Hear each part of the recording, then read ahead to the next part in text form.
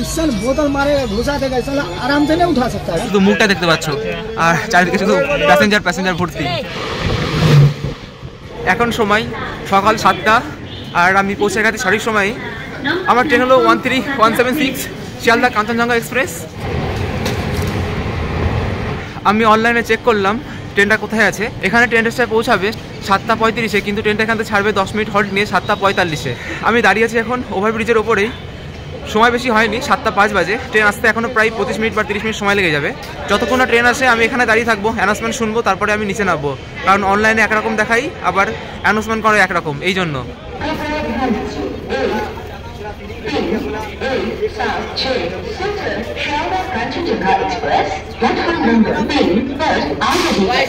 Departure time থেকে প্রায় 20 minute পর অ্যানাউন্সমেন্ট করলো কাঞ্চনজঙ্ঘা এক্সপ্রেস আসবে 3 নম্বর প্ল্যাটফর্মে। মানে 20 মিনিট ট্রেনটা লেটে চলছে। আমার কাছে রিজার্ভেশন টিকিট থাকা সত্ত্বেও আমাকে জেনারেল কোচে উঠতে হবে।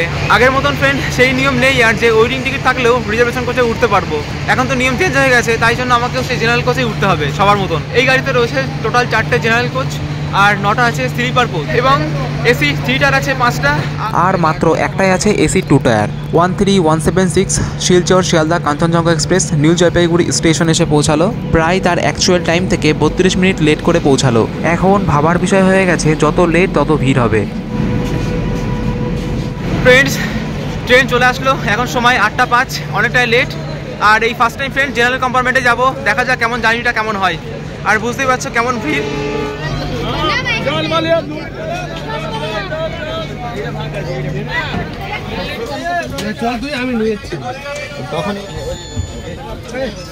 ऐसा बोतल मारे घुसा देगा साला आराम से नहीं उठा सकता है।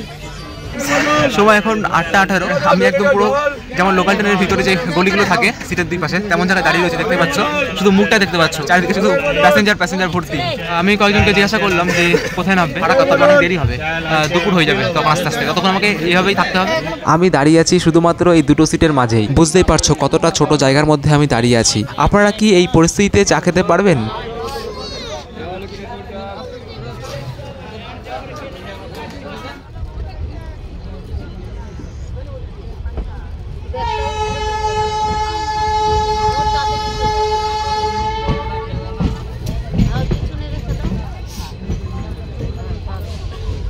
নিউ জলপাইগুড়ি স্টেশন থেকে ট্রেনটি ছাড়লো প্রায় 35 মিনিট লেট করে।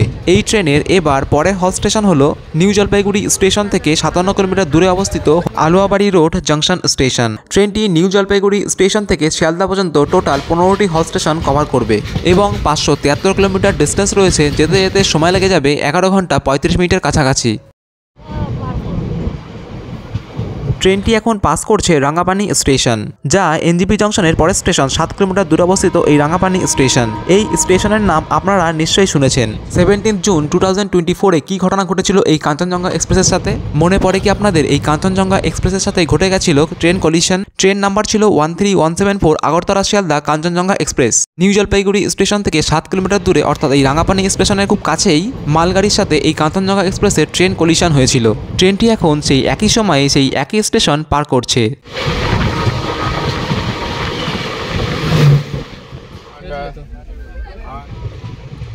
ট্রেনটি এখন এসে পৌঁছালো আলুয়াবাড়ি রোড জংশন। এটি অবস্থিত উত্তর দিনাজপুর ডিস্ট্রিক্টে। আমরা তখন ছিলাম জলপাইগুড়ি ডিস্ট্রিক্ট। আলুয়াবাড়ি রোড জংশনের টাইম ছিল 8টা 29, কিন্তু এখন বাজে 9:30। প্রায় 1 ঘন্টা 2 মিনিটের কাছাকাছি লেট চলছে ট্রেন।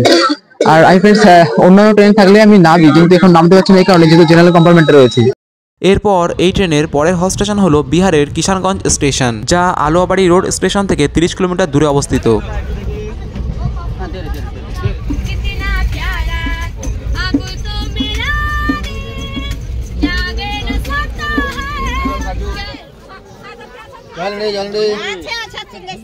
ফ্রেন্ডস, ট্রেনটি আলুয়াবাড়ি রোড স্টেশন ছেড়ে আসার পর যখন ট্রেনটি বিহারের কিষানগঞ্জ স্টেশনে প্রবেশ করে প্রচণ্ড ভিড় হয়ে যায়, যার ফলে আমি এখান থেকে তো উঠতেই পারিনি, নামা তো দূরের কথা। এই ট্রেনটি যত হল স্টেশন কভার করছে তত এই ট্রেনের ভিড় বাড়ছে। ভাগ্যিস কোনো রকমে আমি একটা সিট পেয়ে গেছি, নাহলে হয়তো আমি আর বসার জায়গায় পেতাম না। ট্রেনটি এবার কিষানগঞ্জের পর ডালখোলা, বারসাই জংশন, সামসি স্টেশন হল্টে দেওয়ার পর তারপর পৌঁছাবে মালদা স্টেশনে। মালদা স্টেশনে ট্রেনটি পৌঁছানোর আগের কোনো হল স্টেশনে আমি নামার চেষ্টা করব। যদি আমি নামতে না পারি তাহলে আমাকে মালদা স্টেশনে নামতে হবে, কারণ এতক্ষণ বসে থাকা আমার পক্ষে সম্ভব নয়। একবার হলেও আমাকে নামতে হবেই।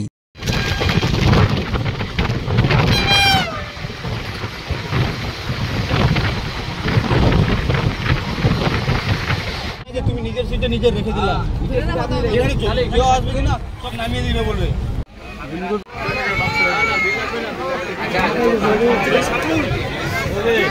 ফ্রেন্ডস, মালদা নামবো কিন্তু নামতে পারছি না, তার আগে উঠে যাচ্ছে সবাই, যেহেতু জেনারেল কম্পার্টমেন্ট। আর আমি একজনকে দায়িত্ব দিয়ে এসেছি সিটটা রাখার জন্য।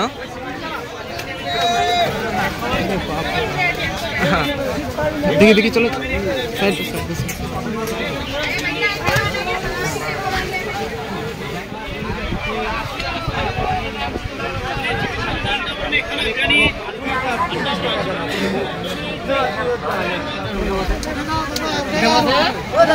ফ্রেন্ডস, এখন মালদা আসলো আর মালদাতে অনেক প্যাসেঞ্জার নেমে যাবে। আমি একটা জায়গায় বসেছিলাম, উঠে যাওয়ার পরে এখন সিট নিয়ে ঝামেলা করছে। আর যারা মালদা নিউ ফারাক্কাতে নামবে তারা আমাকে বলেছে যে সিট দেবে। পাশে ফ্রেন্ড ঝামেলা চলছে।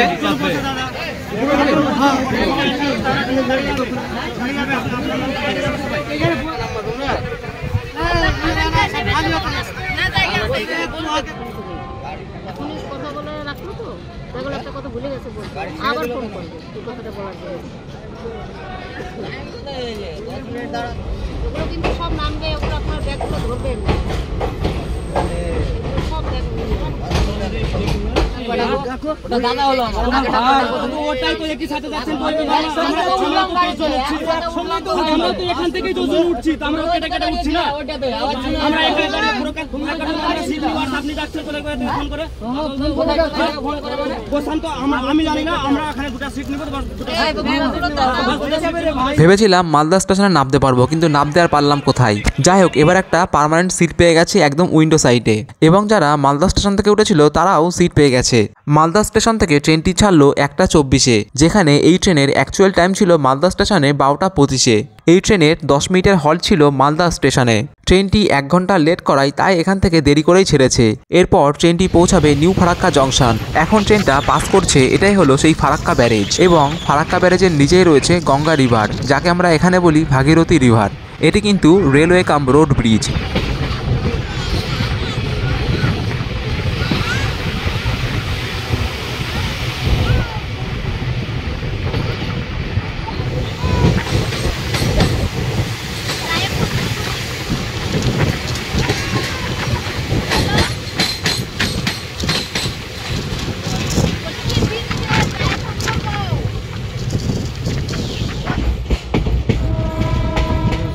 ফ্রেন্ডস, মালদা টাউনের পর 35 কিলোমিটার দূরত্ব অতিক্রম করার পর এখন পৌঁছে গেলাম নিউ ফারাক্কা জংশনে। এই জংশন থেকে একটি লাইন চেঞ্জ হচ্ছে বারহারোয়া আজিমগঞ্জ কাটোয়া লুপ লাইন। আমি কোনো প্রকার এখান থেকে নামার চেষ্টা করব না, কারণ নামলেই আমার সিটটা চলে যাবে।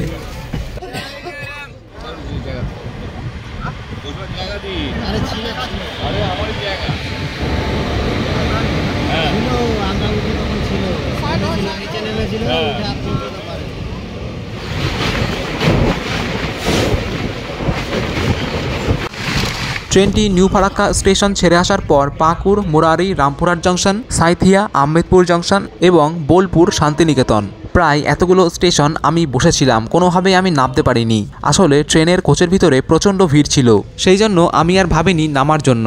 এমনকি খেতেও অসুবিধা হচ্ছিল এত ভিড়ের মাঝে। বোলপুর শান্তিনিকেতন স্টেশনের পর বর্ধমান আস্তে আস্তে প্রায় বিকাল হয়ে যায়, আর আমি বর্ধমান স্টেশনেই নামতে পেরেছিলাম।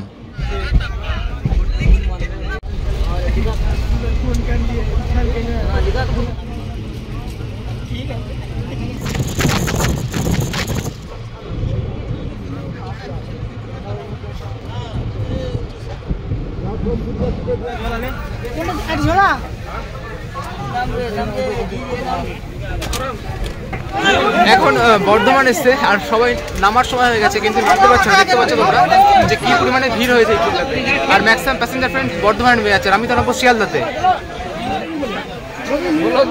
হ্যাঁ হ্যাঁ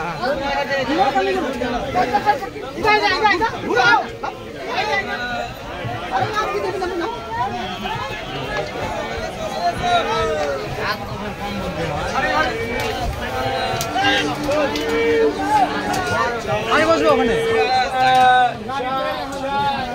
देखिए देखिए देखिए देखिए अरे साइड से इतना करने का जगह होगा।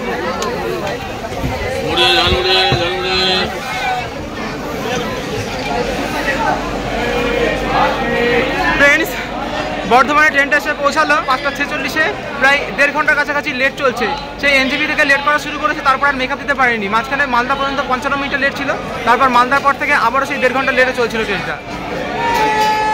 বর্ধমানে মাত্র 5 মিনিটের হল্ট ছিল, এমনিতেও লেট করেছে, ট্রেন ছেড়ে দিয়েছে। এখন তো জায়গা অ্যাভেলেবেল পেয়ে গেছি।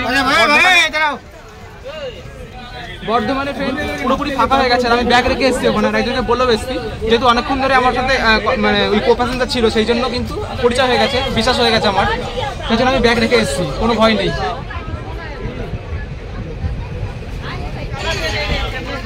ফ্রেন্ডস, এটা হলো বর্ধমানের ডিজেল লোকো সেট ইস্টার্ন রেলওয়ের।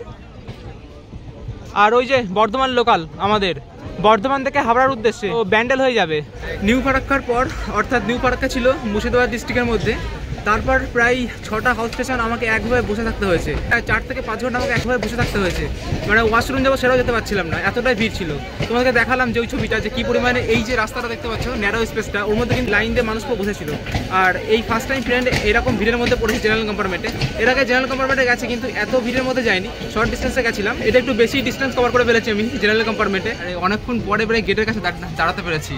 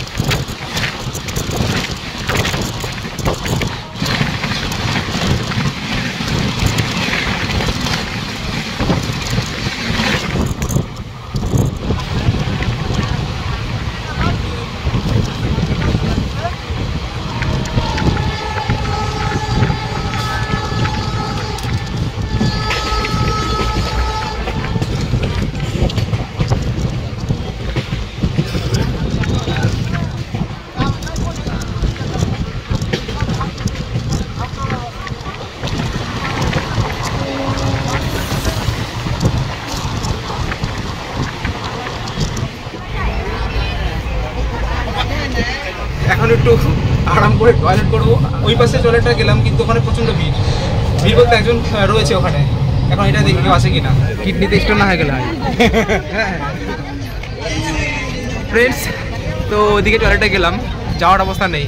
জেনারেল কম্পার্টমেন্টের এই তো অবস্থা হয়, ভুলেও যেন জেনারেল কম্পার্টমেন্টে যাতায়াত করবে না, যদি এমার্জেন্সি কেস কোনো না থাকে।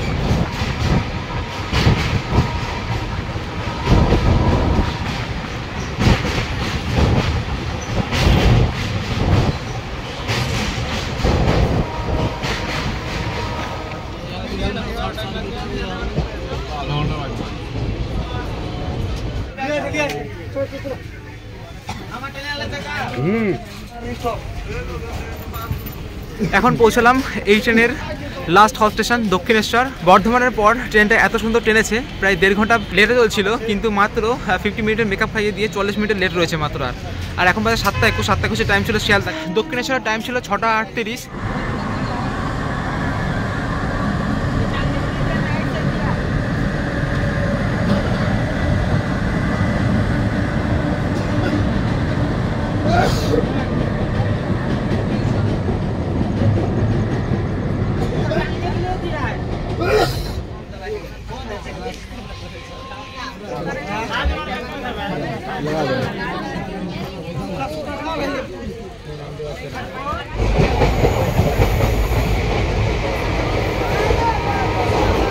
দক্ষিণেশ্বরের পর এরপর দক্ষিণেশ্বর থেকে শিয়ালদার মাঝে 3টে নন স্টপিং স্টেশন রয়েছে, বরানগর, তারপর দমদম, তারপর বিধাননগর, তারপর হচ্ছে আমাদের এই ট্রেনটা পৌঁছাবে শিয়ালদা লাস্ট গন্তব্যস্থল। এখন কিন্তু ট্রেন পুরোপুরি ফাঁকা হয়ে গেছে, দেখতে পাচ্ছেন পুরো ফাঁকা।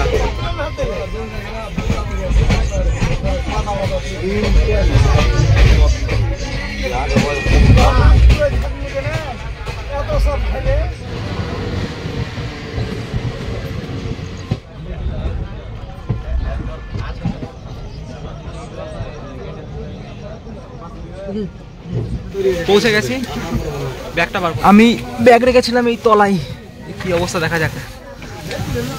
ব্যাগও ডাস্টবিন হয়ে গেছে, সিটে তলায় রেখে ব্যাগও ডাস্টবিনে পরিণত হয়ে গেছে।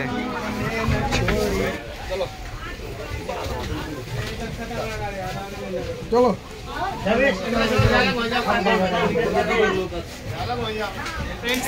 অনেক ভিডিও করা হলো, এবার নেমে যাই আমি আমার গন্তব্যস্থলে। আর ট্রেনেরও এটার লাস্ট গন্তব্যস্থল শিয়ালদা স্টেশন।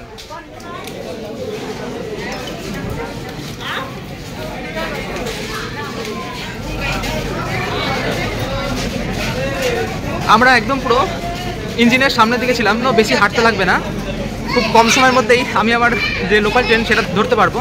আর ট্রেনটার এখানে টাইম ছিল 7:20, ট্রেনটা এসে পৌঁছেছে প্রায় 40 মিনিট লেট করে, অর্থাৎ 8টার সময়।